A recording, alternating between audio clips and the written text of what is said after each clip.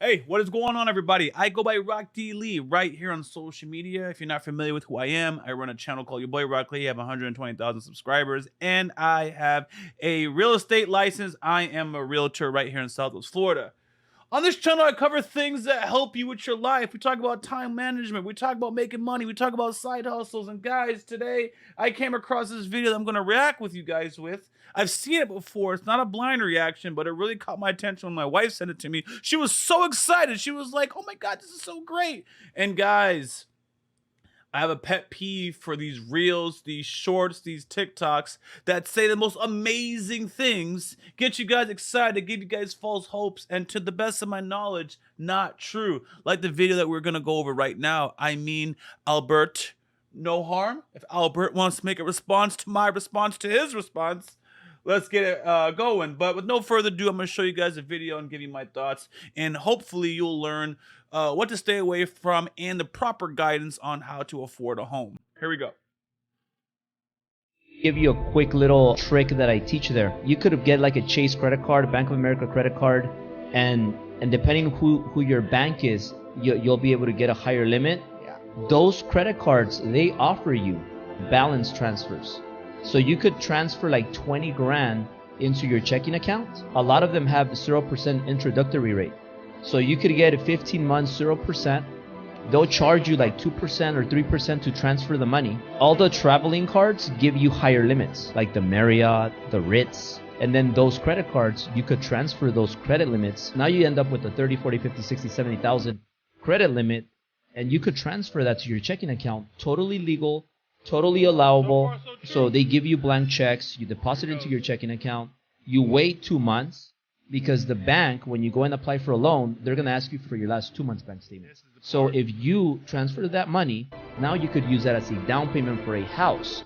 And let me give you a quick little trick that I teach there. You could get like a Chase credit card, Bank of America credit card. That is the part that inspired the entire video.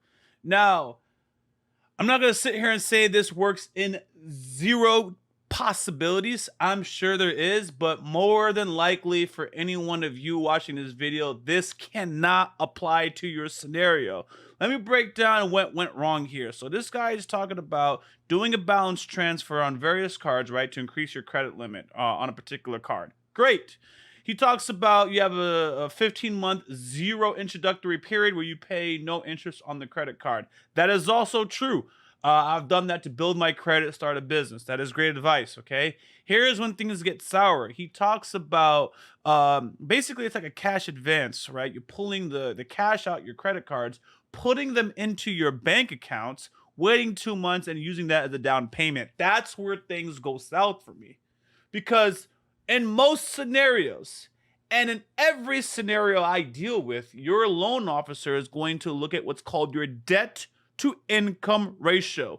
Pause the video, get something to write with. If you are considering buying a home and this is something that you want to do, you need to know this debt to income ratio. So what's going to happen is the reason why all your money has to be sourced. So even if it's sitting in your account for 2 months, it can count as income in certain scenarios. I'm often going to say in certain scenarios, I'm going to be careful in saying absolutes because I'm not a loan officer and these things change all the time. What was true yesterday may not be true tomorrow. What was true yesterday may not be true today. Guidelines are always changing, so I'm very careful in what I say. Anyways, yes, it may be able to count as income, but what likely will happen is when it gets to underwriting, I'm going to keep things very simple for you guys. You have a loan officer. That's your front person. That's your face. But a lot of what happens after you submit your loan gets taken care of people who are not your loan officer. There's going to be somebody called the underwriter. More often than not, if you have a good loan officer, they're going to scrutinize it and make sure by the time it gets to the underwriter, everything's squeaky clean and they won't be asking you these questions. But someone is going to ask, where did this massive deposit come from? Yes, it counts as income, but we want to know where it came from. And there's a massive why. They want to know where it came from because they're making sure that you don't have a debt or that you owe this money to some other party, right? Why is that important? Remember what I said in the very beginning. We're talking about debt to income ratio. So when you're closing on a home or you're financing a home, they're going to look at a certain debt that you have and try to get it down to whatever ratio works for you, depending on your credit score or depending on your income. So when you just pulled out this massive loan in your credit card, even though you don't have to pay it in full for 15 months, 12 months, whatever it is, you still have an outlying debt. And they're going to say, great, you have $50,000 in your bank account. You have a $50,000 loan on your credit cards. Yeah, you pay no interest on it, but we don't like the idea of you having this massive debt. So we're going to ask that you pay the debt in full. We're going to ask that you pay 80% of the debt. We're going to ask that you pay 50% of the debt. Who knows? You don't know until you get yourself into that scenario. But the bottom line is, they're going to most likely want a significant portion of that debt paid off. When I closed on my home, I had my credit cards and I had cash. Woo! I had cash ready to go. My loan officer said, hey, that's a lot of cash you got there. It'll be a shame if you had to pay off all your credit card loans. I paid off every single credit card I had in order to qualify for this home that I'm in. And it wasn't the most expensive home. I bought the home at $214. First time home buyer. So they wanted all of it. No debt. I was not allowed to have any debt to qualify this based on my income. Hypothetically, if I was a millionaire, I wouldn't have needed to do that. But then again, if I was a millionaire, I wouldn't need to deploy this strategy that this gentleman is talking about. So who this strategy fits for, I don't know. But the point is you have to pay off a majority of your debt in most scenarios when you're operating from a first-time home buyer scenario. If you just got buku dollars, you got a conventional loan, you may not have to worry about it. But again, I don't know why you deploy this scenario in the first place. If you're sitting well with cash, you would just utilize it. So this is a very special strategy. I'm waiting for someone to tell me who it applies to, but it's not you guys. Don't go into debt to acquire a down payment. Paying off creditors and having creditors at bay is what the bank is going to want to do. Why? The bank does not want to give you a house that you pay them now on a monthly basis and worrying about that who you owe might become a bigger priority to them, and before you know it, you're foreclosing on this home. The bank does not want to do that. So I want to talk to you guys about some practical advice, some practical tips if you find yourself struggling for a down payment, okay?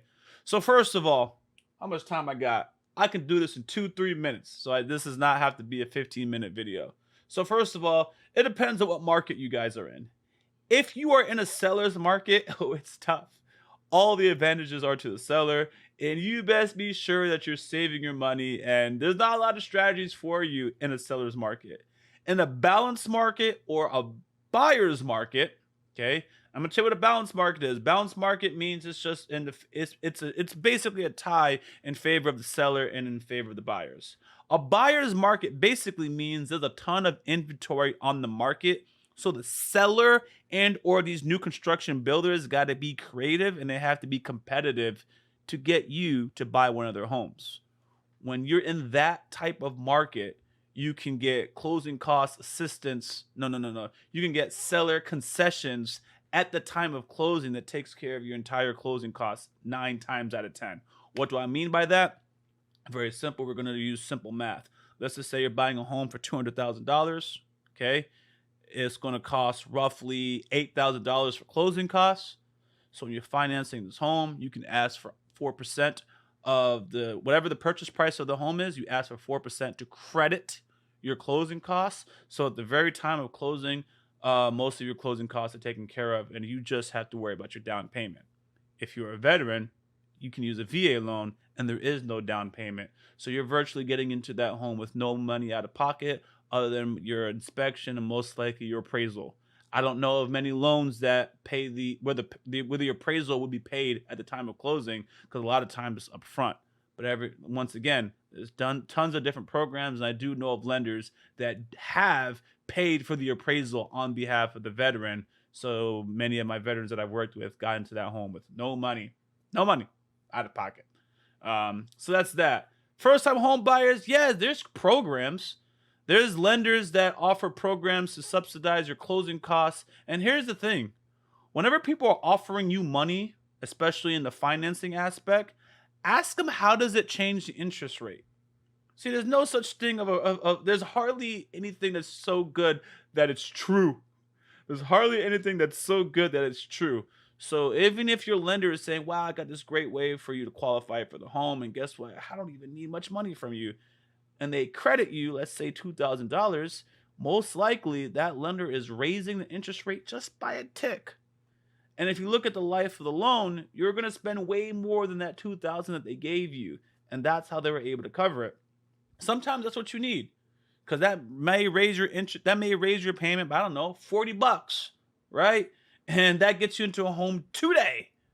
So hey, if that's what you want to do, go ahead, but make sure you're asking the right questions, because a lot of times you guys get duped and people say nice things and they don't work out. Like that video will get you very excited, and then you walk through you hound these loan officers, hound these realtors trying to get that deal. And I'm telling you, yeah, that is not for anybody that I know.